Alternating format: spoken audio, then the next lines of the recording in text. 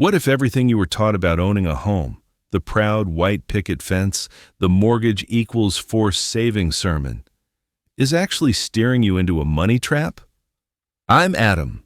Today we're ripping up that old script and reading the fine print out loud. Ready to question one of the biggest financial myths most of us grew up believing? Let's start with a simple test. If a $500,000 house rents for $2,000 a month, is buying automatically smarter than renting? Crunching the numbers gives you a ratio, the price to rent. And that single figure often tells you more than a dozen sales pitches. Why does this ratio matter? Because housing isn't just a roof, it's a bundle. Interest, taxes, insurance, maintenance, and transaction fees. Those aren't optional extras. They're recurring bills that turn equity into something much less romantic. Think of a mortgage like a long-term subscription to debt. In year one, a big slice of your monthly payment goes to interest, not to your equity.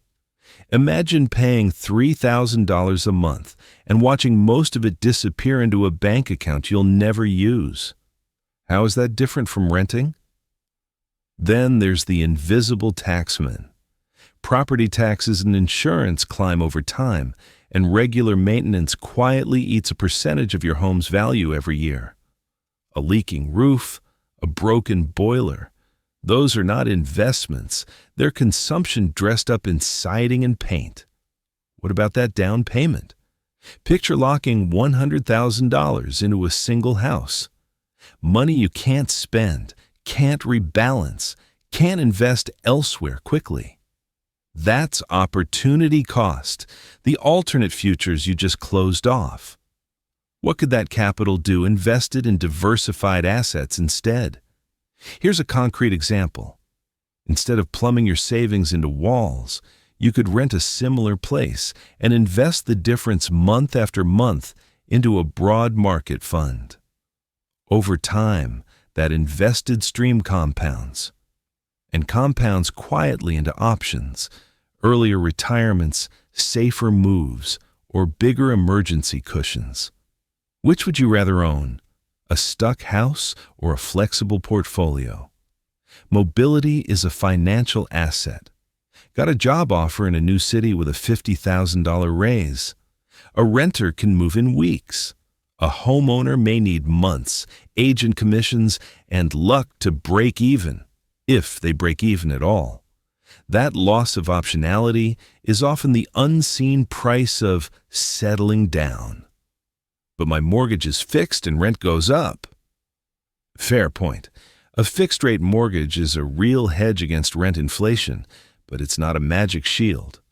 Property taxes, insurance, and repair costs rise too. Plus, if you financed a massive purchase, the interest bill on that price can overpower the inflation hedge. Which risk do you prefer, rising rent or a giant illiquid bet? Let's talk lifestyle. Owning a home often becomes a second job. Weekends at the hardware store, late-night calls from the plumber, emotional stress when markets wobble.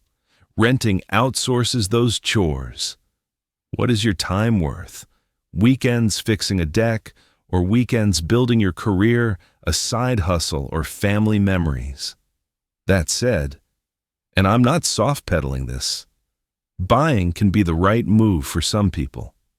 If you plan to stay put for 10+ years, want to renovate freely, and your local price-to-rent ratio actually favors purchase, then ownership can pay off. But the key word is plan, not panic. So how do you decide in practice? Run the price to rent, list unrecoverable costs, interest, taxes, repairs, insurance, fees, and compare the likely returns from investing the down payment and monthly delta elsewhere. Ask, which option gives me more flexibility, higher expected returns, and less stress? If you're house poor and wondering why your net worth feels small despite a big mortgage, this is why. A house can look like wealth, but act like a liability. The deed is not the same as cash flow.